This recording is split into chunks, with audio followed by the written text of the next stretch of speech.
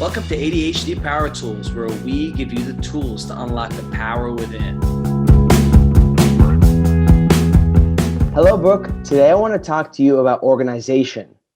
I want to ask you, what are some tools you can give us to help us stay organized?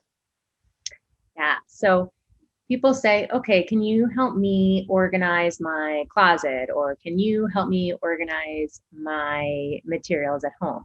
Now, I want to be very clear. There's two types of people who can help you organize. There's professional organizers and organizations out there that can come and actually sift through your stuff. But to be organized as an adult with ADHD, I think it really comes back to managing your schedule and figuring out what areas of your life need to be organized at a given time. So perhaps there's filing that needs to be organized, there's thoughts that need to be organized, there's tools that need to be organized, and there's many different systems.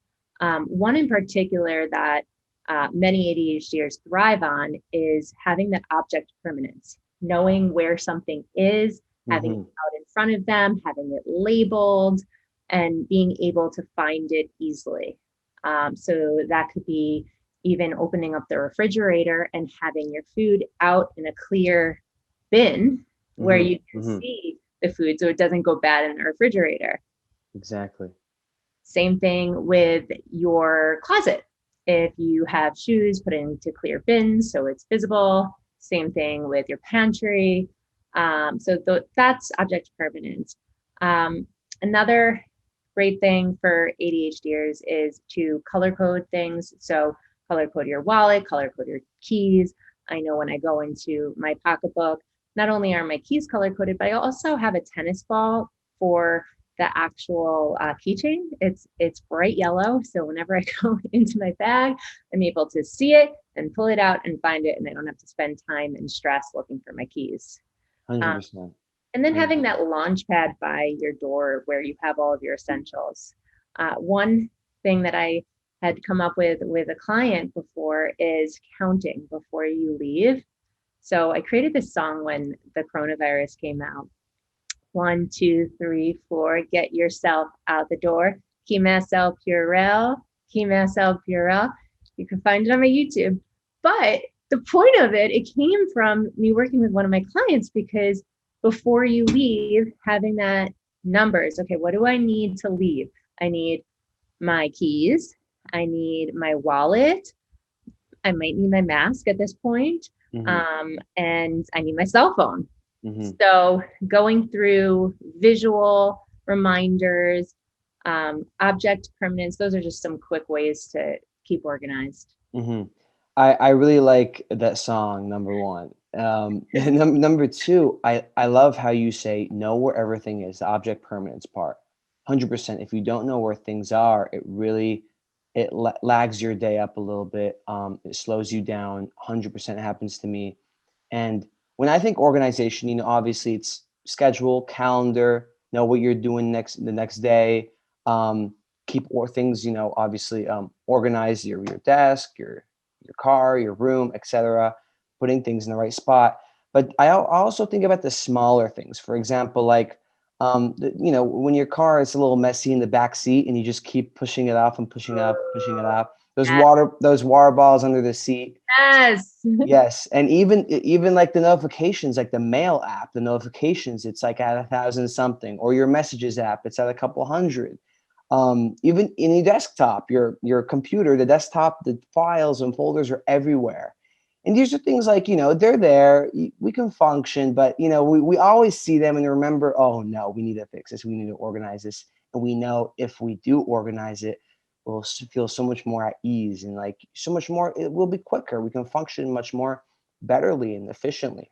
Yes. So those little small things, I always think, whenever I have downtime, let me go for them, get them out the way, clean it up, clean the desktop up, and try to do it as consistently as possible. They're very important. Even like that messy drawer we once talked about.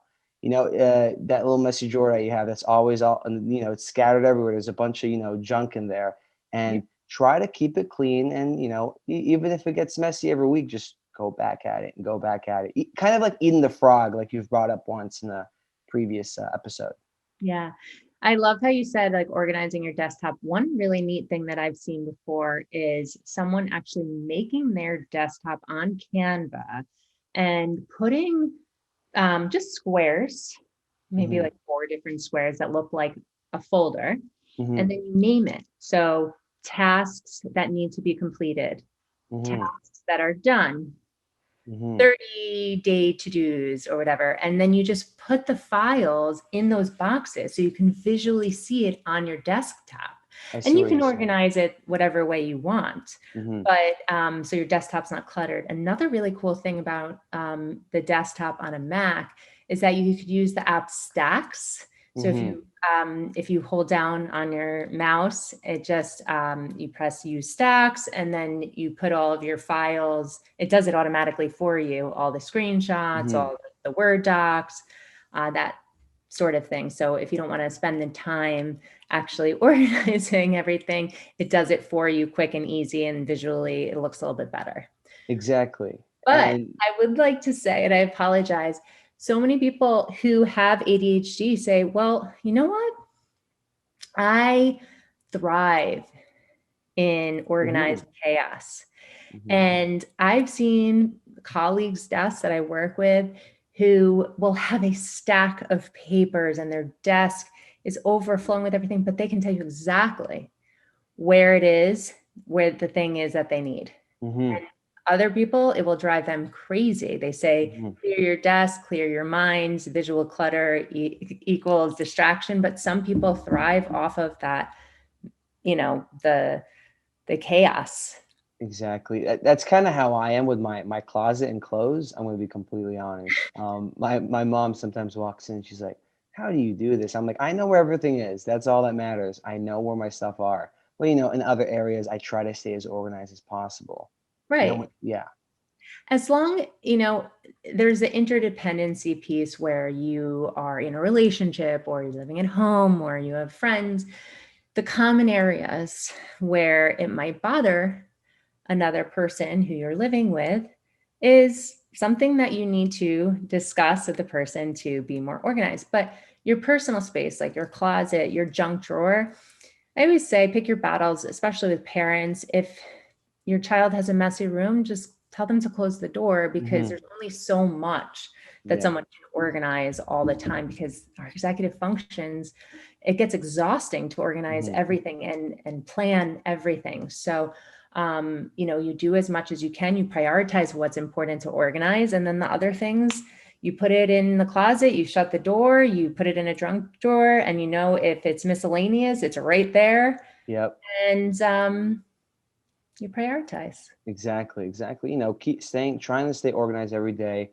Um, Moving something where it's supposed to be every day, because in the end of the day, it's kind of like a long-term thing where things start accumulating and getting stacked up and getting disorganized, like your desktop, under your car seat, and trying to do small pieces every day. That's what I've learned, rather than saving it all the way up till the end of the week, which I do up pretty often. I'm trying not to, Yeah. and staying organized. Whenever I leave my car, I make sure that I take a piece of garbage with me and I look for a garbage to dispose of it, because I Exactly. was that person in college who had 100 water bottles in my back seat. And my best Hmm. friend from college can tell you, her parents looked at it and it was a graveyard for water bottles. The mail, the Yes. easiest thing to do, I mean, we can all get overwhelmed with the amount of paper mail. The Hmm. easiest thing to do is the second you get it, look for the junk mail, rip it up, shred it, throw it out. So it easily is just Hmm. taken away. Exactly. One by one. Mhm. Exactly.